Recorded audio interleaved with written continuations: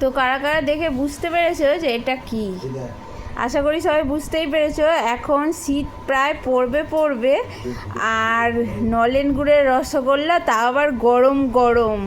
কার কার খেতে খুব ভালো লাগে অবশ্যই কমেন্টস করে জানাবে। আমার তো খেতে খুবই ভালো লাগে, তাই জন্যই নিয়ে নিয়েছি দুটো। অনেক কষ্টে খুঁজে বের করেছে আমার বর। তো চলো খাই। আর কার কার এই গুড়ের রসগোল্লা খেতে খুব ভালো লাগে অবশ্যই জানিয়ে।